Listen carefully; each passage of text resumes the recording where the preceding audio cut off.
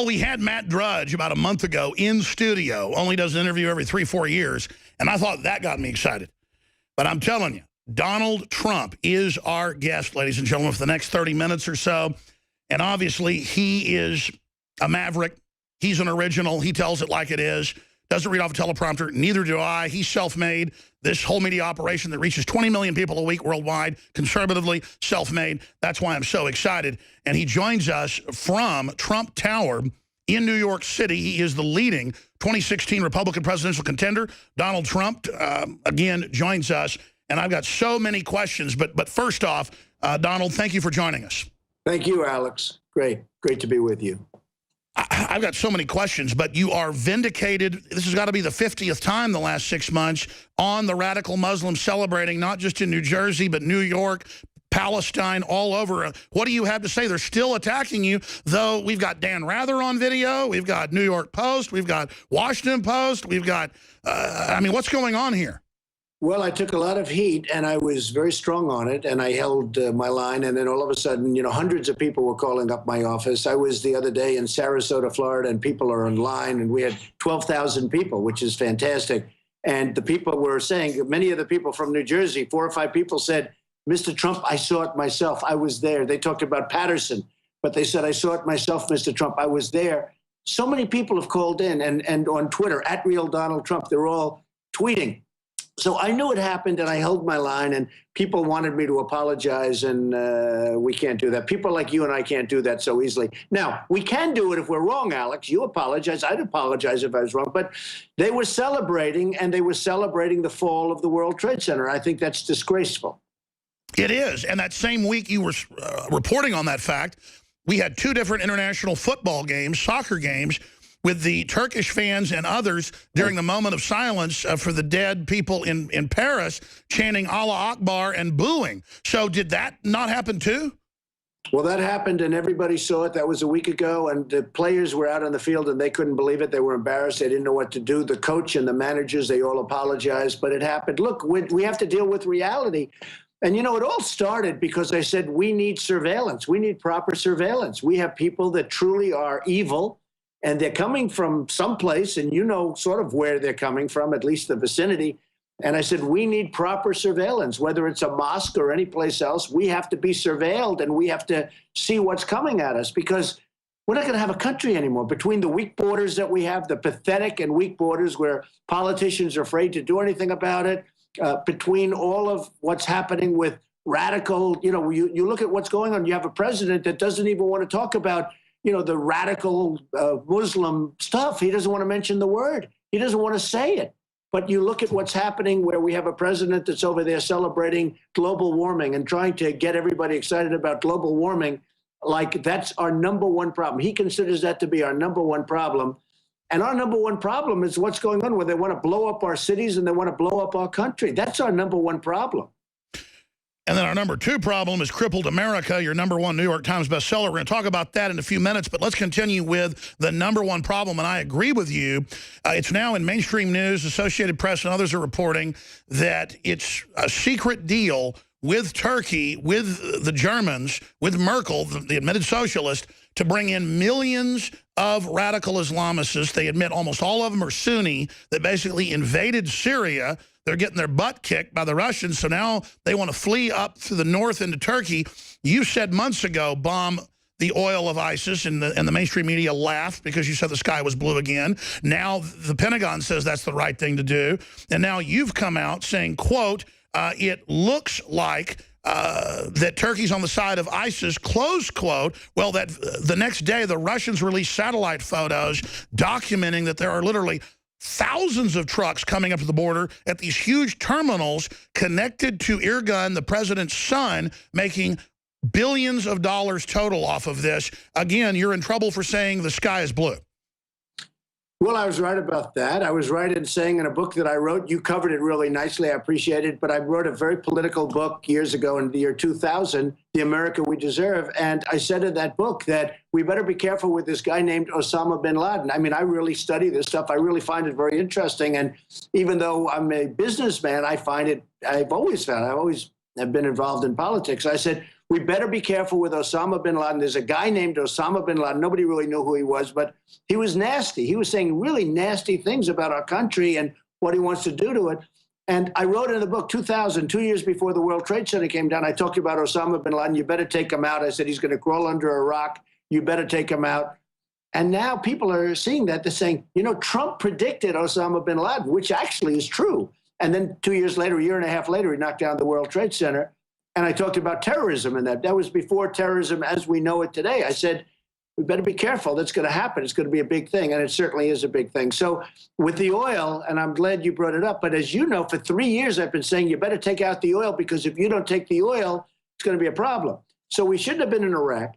But once we got there, the way we came out was horrible. And I said, take the oil. Then we didn't take the oil. So ISIS got the oil. And as you know, Iran is getting the oil, because Iran is going to take over all of Iraq. You know, we made one of the worst deals in the history of our world when we gave them $150 billion and virtually we gave them keys to nuclear weapons. One of the Mr. Trump, I hate to interrupt you. You are the leading presidential frontrunner with the Republicans, gaining a huge lead as you don't back down. But I've got to just back you up again, because the more I research what you've actually said and done, it's amazing. You were the only leading American figure who openly said, do not go to war in Iraq. They had almost, 90% votes in Congress for it, bipartisan. You said, don't do it. Iran will take over. You said, I mean, look, you can say that today, and everybody can say that, but you said that in 2001, 2002, 2003, when it was very unpopular because you'd done your research and had good advisors. How did you know that when almost no one else did? Well, first of all, I'm the most militaristic person there is. I'm going to build if I win, I'm going to make our military so strong, so powerful that nobody's going to mess with us. We're going to take care of our vets and all of that. But I have to tell you, you have to know, if you're going to go to war, you have to do it properly, and you have to know what to do. I viewed it as this: Iran and Iraq were the same in terms of strength, and they'd constantly fighting. That's all they do is they fight, right? They go to war all the time, and they'd move 10 feet left, 10 feet right, 10 feet left, then they'd rest. And then they'd start it again 4 years later. This has been going on for forever. And this is the way it is. I said, if you take out Iran or if you take out Iraq, either one, you're going to destabilize the Middle East. Well, we took out Iraq. And by the way, Iraq has the second largest oil reserves in the world. People don't even know that. So we gave, incredible. We took out Iraq. I said, you're going to destabilize. Well, and I said, and you'll know this, and you know this, and I appreciate what you just said, then Iran is going to come in and Iran is going to take over Iraq. And they're just taking it over right now. As we speak, they're taking it over. Iran is running Iraq, and very soon will be virtually going to be totally running Iraq, especially after all of the deal we just made, which is the worst. So I said, keep the oil. And I said, if you're going to leave, you shouldn't have gone in, but they should have left soldiers behind, like 20,000 or a certain number of soldiers. But if you're going to leave, take the oil. And I've said it. Then they left, they didn't take the oil. So ISIS got the oil, Iran is getting the oil, everybody's getting everything but us. So we lost thousands of soldiers. We spent $2 trillion in Iraq. We have wounded warriors who I love all over the place. And what do we get out of it, Alex? We get nothing. We have nothing. So, no, the French and the Germans are getting the oil, and the Iranians are getting the oil. And you know who the #1 customer for the oil is? Guess what? China. That's right. How smart is China? They outsmart us on every level militarily. They outsmart us on trade, we have a $450 billion trade deficit with China. Let me ask you this. You're a top business guy, on your own from nothing. How did China get 97% of rare earth minerals in the world? How is the United States or nobody else even trying to get rare earth minerals when it's what goes in the smartphones, the computers, trillions is made a year? How did we just give them the global market in that? That's crazy. Well, what a lot of people don't know, Afghanistan. Now, Afghanistan's a place we can go in because, you have Pakistan and you have nuclear weapons and a lot of things going on there. But we go into Afghanistan, we're fighting, tremendous mountains and ridges. We're fighting on one side. And you know who's got their excavators on the other side? China, taking out all the minerals. Afghanistan, nobody knew this. Afghanistan is rich with minerals, not oil, but minerals. Lithium, everything. And China is taking out all the minerals. And here we are fighting. We have trillions. We have like $1 trillion in Afghanistan, and we get nothing out of it. And we're going to end up leaving and keeping a couple of thousand soldiers there and this and that. We get nothing. China is taking out the minerals. They're the buyers, the big buyers at very, very low prices of, as you know, of the oil in Iraq and probably in Syria. But China is a big buyer of the oil. But one thing with the oil, it's sort of because you've covered it. For 3 years, I've been saying hit the oil because ISIS is getting strong. And they're no JV, as the president said, and they're certainly not contained. But I said hit the oil and hit them hard. And they laughed at me. And they would put generals on television saying, no, that strategy wouldn't work. Well, after Paris, they started hitting the oil. And it does work. The problem is we've given them a 2-year edge. They have billions of dollars. The Russians started hitting the oil for 1 month, and ISIS is already rolling over. So Putin is following your strategy. You know Vladimir Putin well. We should have done it 2 years ago, Alex. That's the only problem. Donald Trump joins us live. Can you speak to, as president, what your relationship would be with foreign leaders and what you know about Vladimir Putin? Because all I know is, why are we starting a fight with Russia when they're not doing anything to us?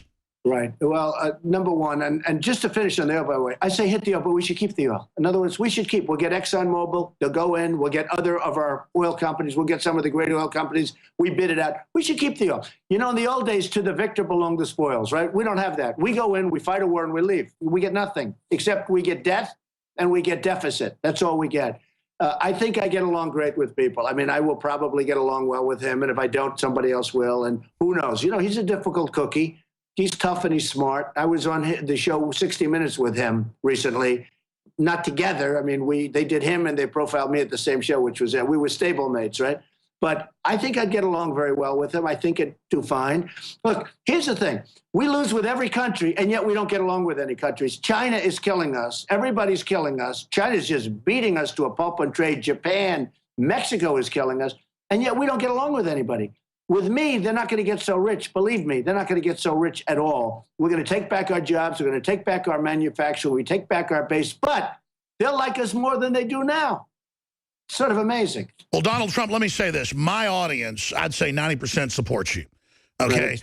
And you definitely have shown your knowledge of geopolitical systems.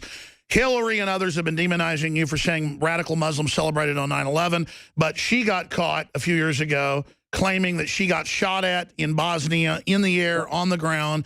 They have video of it all. None of it happened. She admits she lied. If you did that, you'd be done. But you wouldn't do something like that. You don't steal glory from our veterans. But they demonize you for made-up scandals every day, trying to see what'll stick. And then you got Hillary involved in Benghazi. You've got them involved in everything. And people love you for tough talk. Is it not time for impeachment hearings against Obama? I mean, what do we do politically to really try to prosecute Hillary Clinton?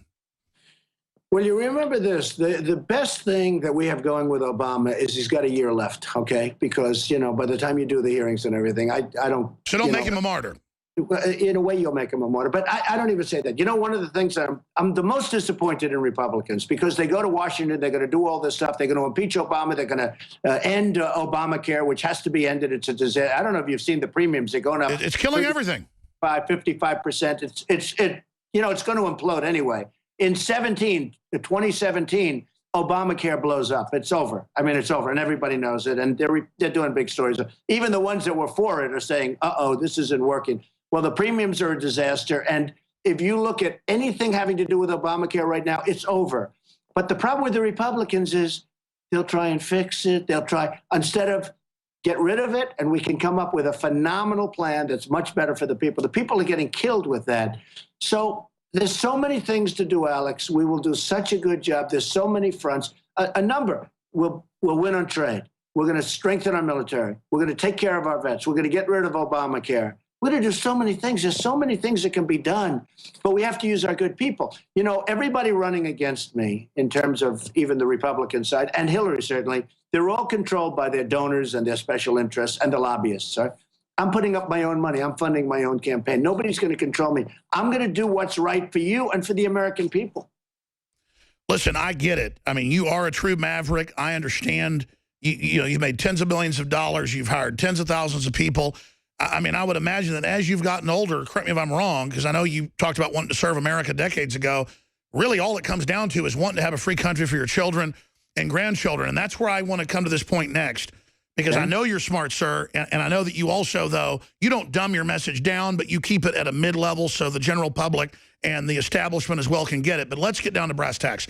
I routinely talk to the top generals, special forces, Pentagon currently, out of the Pentagon, CIA, as I know you do, and we'll just leave it at that. There are a lot of people in this government and also retired who don't want to destroy the country. They really know that we've reached the crossroads where the country's done as a third world nation within a few more years. Forget Donald Trump in 4 years. If this happens, we're done. I mean, we're talking about resurrecting the dead here. We could turn it around right now, as you've said properly. You're dead on, sir. You're right. We could turn it around. All the actuaries, all the numbers show it. But it's got to happen the next few years or we're done. And there are globalists that want to have a world government, a system run by select crony capitalists using socialism at the grassroots to make people dependent. And I've talked to not just high-level folks that have been in government that are on your team, but separately high-level people in government currently that say there's an internal war going on and that you're a manifestation of that. I don't want to get anything inside baseball with you, but I already know the inside baseball. I know now from top people that you actually are for real and you understand you're in danger and you understand what you're doing is epic. It's George Washington level, and you understand that office. So I want to tell you right now, can you speak about the war for the soul of this country that's happening right now and really tell people what's happening and commit to people that you won't Ross Perot under death threats and step down when you're in the lead 2 months from the election? Okay, so let me just tell you, Alex, as you know, I'm leading in every poll nationally, in every poll state. I'm leading in Iowa, New Hampshire, South Carolina, the SEC, Texas. I'm leading in Texas, which I love. I love Texas. You know, we were there. Mark Cuban called up. He said, do you want to use the arena? I used it. We filled it up in 3 or 4 days, 20,000 people. In Mobile, Alabama, we had 35,000 people. We had 20,000 in Oklahoma. I'm so into this. And I'm not into it. You know, I could do other things that I would enjoy doing, to be honest with you. No, you're doing a dangerous mission. We understand that. It's not an easy thing. But the key is make America great again. We can make America great again, but if you have to suffer through 4 more or 8 more years of what's gone on in the past and you know, it's just, we're being eaten away. It's eating away at our country. And we can make, in my opinion, we can make America greater than ever before. But we have to get going. It has to happen. We have to get going. And, you know, when you look at the vision, I said Iraq, you agreed with me on Iraq. I said hit the oil. I said a lot of things that turned out to be true, 100% true. And I'm giving credit. I'm given credit by some people. Some people refuse to acknowledge it. You know, they refuse to say. No, you've been absolutely on target. So what I'm asking is, though, can you speak to the crossroads we're at right now, though? Because you've talked about it. Are we at a crossroads to decide whether this country's done or whether we go to the next level? Well, I think that if we don't get it right this time, I think this is going to be the most important election our country's ever had. I mean, you'd have to say George Washington is right there. You know, the couple of pretty important elections, right? But this is certainly in the modern era, this is the most important election our country's ever had. If we don't get it right, if we put another one of these people in, like Hillary, I mean, she's so corrupt. She is so corrupt, and she shouldn't even be allowed to run. And frankly, her greatest legacy, she was a horrible Secretary of State. If she runs, I think her greatest legacy will be that she got out of the email scandal. That's what I think. It'll be one of the greatest jobs I've ever seen of getting out of a scandal, because General Petraeus and many others, I mean, their lives have been destroyed for doing 5% of what she did. That's right. So she shouldn't be allowed to run. But, you know, the recent Fox poll that just came down 2 days ago has me beating her head to head, which is very interesting and very good, and beating her soundly head to head. But we have to get it right. Our country can be we can turn it around. But I would agree with you, if we don't get it right this time, I'm not sure if you go another 4 or 8 years with the insanity and the stupidity of these leaders, I'm not sure you're going to be able to turn it around anymore. I think it could be over. Right. Donald Trump, the man in the arena, his new book, we're going to talk about in a moment, is exposing the fact this country is being sabotaged by design. Specifically, I don't want to bring up detractors. And it's a question I had early on, but then I did more research, and I understand that you really do want to save this country where your children and grandchildren live, but let's expand on this. There are certain pundits out there saying you played golf with Bill Clinton, and so you had to do business in New York, so you said nice things about Hillary. I get keeping your enemies closer when you're not, in politics. I get it. I understand. I think that's what you did. But tell us specifically, and I don't think this now. I've seen it. I know you're for real. You wouldn't be saying the things you're doing. They're scared of you. The whole system's coming out against you. But promise us that you're not going to drop out at the key moment, keeping all the other Republicans out of view, and then Hillary races to the head or Jeb Bush does. Because as you know, folks are claiming you're a Clinton operative. You know, I've never heard that. I heard it actually a few months ago, but I've hit her harder than anybody times 10. If you look at this. You have. I was a businessman. I've only been a politician for 5 months. I hate to use the term because, it's all You're a talk, statesman. politicians, but I've just been doing this for a very short period of time. I was establishment. You know, I was like a guy like you would say Trump is total establishment. And I was a big donor to a lot of different Republicans. But over the years, I've given to Democrats, I've given to Republicans, I've given to everybody because I had an obligation. I was a businessman. One of the magazines recently called me a world-class businessman. The truth is I did. I built an unbelievable company, tremendous assets, tremendous, not only that, iconic assets, very little debt, tremendous cash flow. It's a great company. And by the way, people now see how good when I did the filing. Everyone said, oh, he'll never file, he'll never file. It's almost 100 pages long, and it's an unbelievable company. So I built, which, by the way, the reason I say that, that's the kind of thinking our country needs. But I got along great with Clinton. I got along great with Harry Reid. I got along great with everybody because when I needed them, I didn't want to have argument. I didn't want to have somebody say, well, Clinton doesn't want it to happen. Sure, you're not a loser. You don't get in mindless fights. You move forward with your agenda. But now you see America in trouble, and you're, hey, that's all sidelined now. Donald Trump's not working for Donald Trump. He wants to work for America. Yeah, as a businessman, you couldn't have even functioned if you don't get along with I these know, people. yeah. For example, in New York City, it's 95% Democrat. I mean, if I didn't get along with the Democrats, I wouldn't have one building. I'll tell you, I mean, you did want the vice president, position. It's come out decades ago behind the scenes. I mean, I know you're a Republican. What about libertarianism? What's your view of libertarianism? And then I want to ask you, who's your favorite president, and who do you think your running mate might be? Folks think it's Ted Cruz.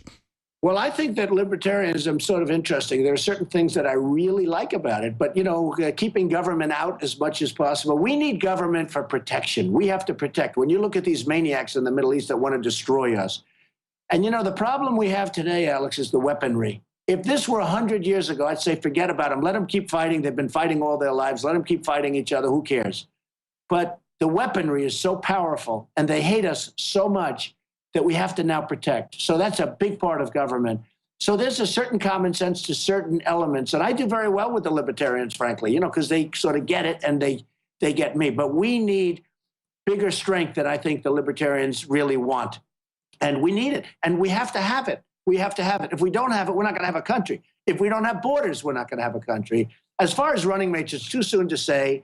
I actually respect a couple of people that are on the stage. Some of them I have absolutely no respect for. I think they're not very good at all at what they do. You look at what's going on. But I have respect for a number of people that are on the stage with me. I have respect for a lot of people that are throughout this country, political people. I'll pick somebody I think that can really be a great vice president. Ultimately has to be a great president because that's, 90% of that function is, if something bad happens, they got to be a good president. You have to view it from that standpoint. And my favorite president in the more or less modern era would be Ronald Reagan. I've always liked him. Mine too. I helped him.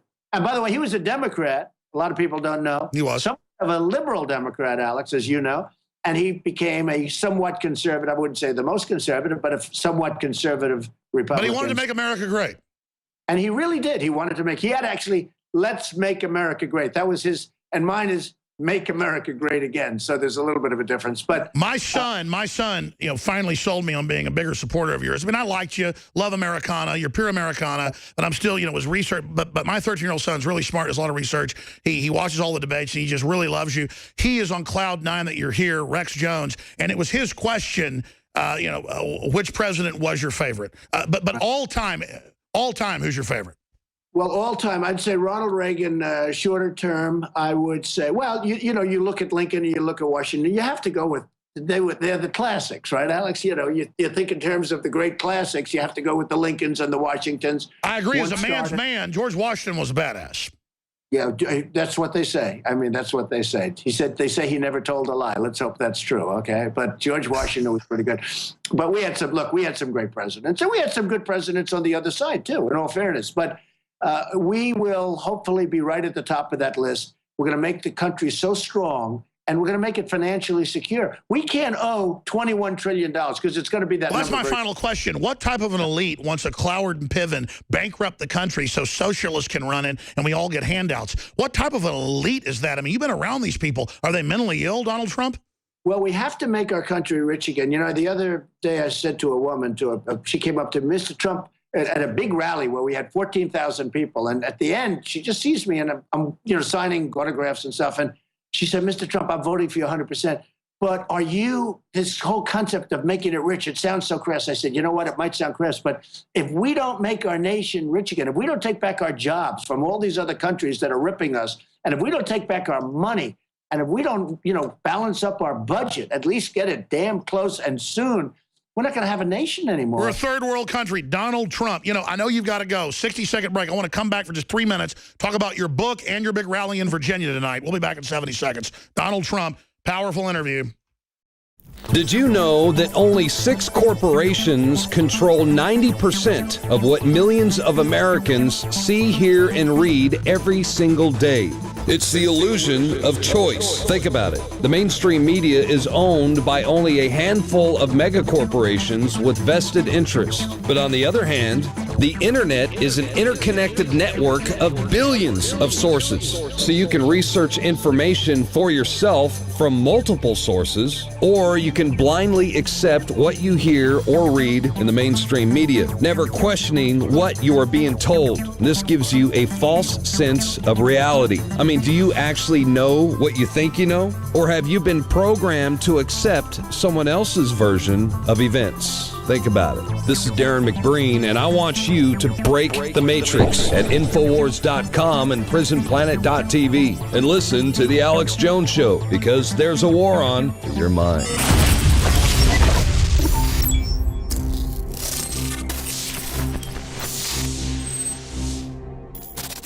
You got to want to be on the top.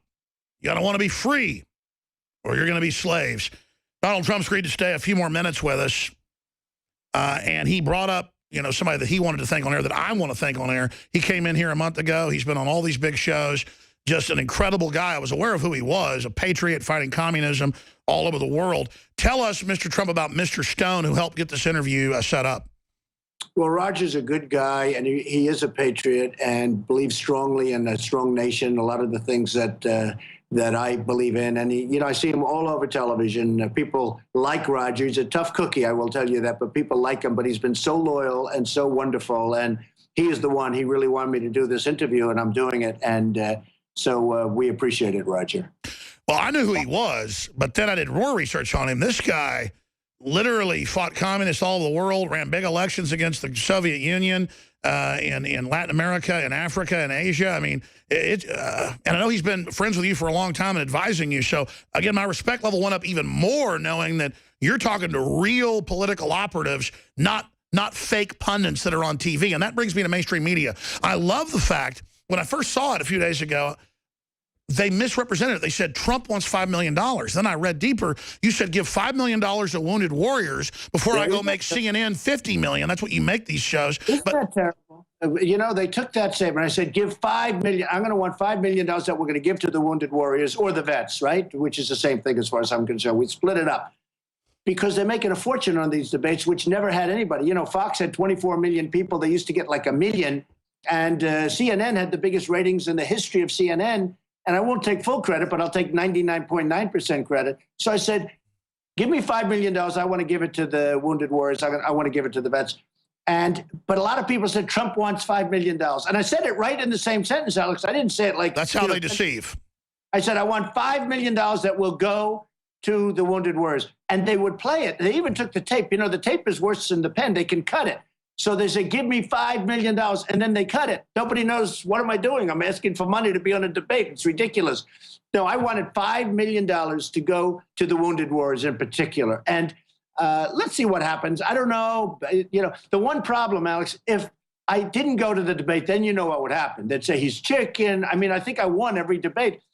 But it's true. I mean, I saw one channel made like $40 million off you being on there. They should give all of it to the vets. Well, they should give a lot more than 5, I'll tell you right now. But, the problem is if I say I won't do it, then the people that I'm debating, who frankly been very easy, if you want to know the truth. You can just correct them once you're on stage.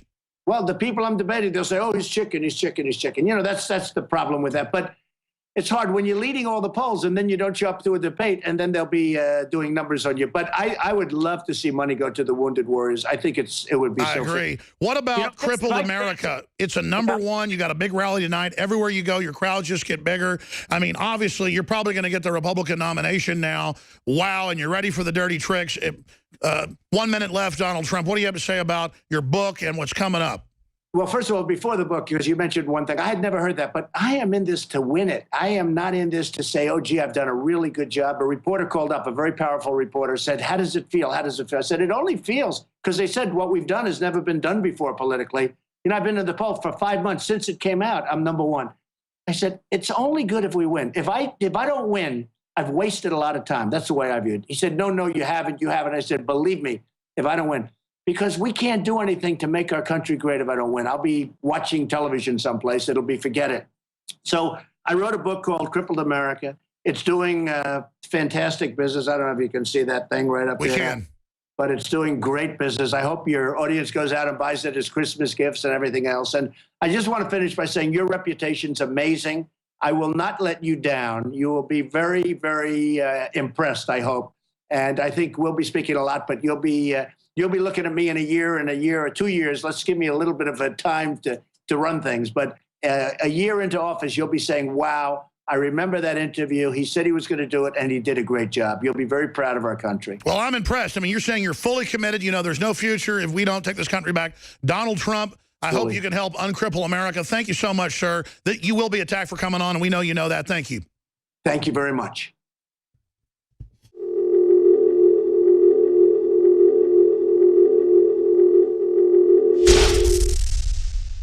A clean, toxic-free body is the foundation of true health. Introducing Deep Cleanse by InfoWarsLife.com, a scientifically formulated blend of nanocolloidal zeolites and organic ingredients that aid the body in cleansing chemicals and toxic metals. Using our proprietary multi-step extraction technology, Deep Cleanse is our most affordable all-in-one cleanser. With concentrated organic compounds like cilantro, milk thistle, fulvic acid, orange peel, zeolites, and others, Deep Cleanse doesn't hold back. Instead of buying 5, 6, or even 7 different cleansing products, we use decades-old scientific research to put together the Rolls-Royce of all-in-one cleansing. Look, there's a reason Deep Cleanse is the only product on the market that uses our proprietary Spigyrex herbal processing technique. We use only the highest quality organic herbs backed by serious research, and we still bring it to you at the best price out there. If you wish to find Deep Cleanse and experience the all-in-one cleansing, visit InfoWarsLife.com. That's InfoWarsLife.com, or call 888-253-3139. In the past decade, we have witnessed unparalleled scientific discoveries in the area of health. But no one has put together a formula that focuses directly on brain health, nerve growth factors, and optimizing your cellular energy at the same time. DNA Force is one of the most expensive formulas to produce. Some of the ingredients in DNA Force are $12,000 a kilogram. We are using the coveted, patented, only American source of PQQ, CoQ10, and more. You want the best that's out there at the lowest price anywhere? Well, we're bringing you a total win-win. The ultimate value, cutting-edge, trailblazing game changer that also supports the InfoWar. We have produced a limited run of DNA Force, and it will take up to 12 weeks to produce more once we sell out. Secure your DNA Force today at InfoWarsLife.com or call toll-free 888-253-3139. DNA Force from InfoWars Life.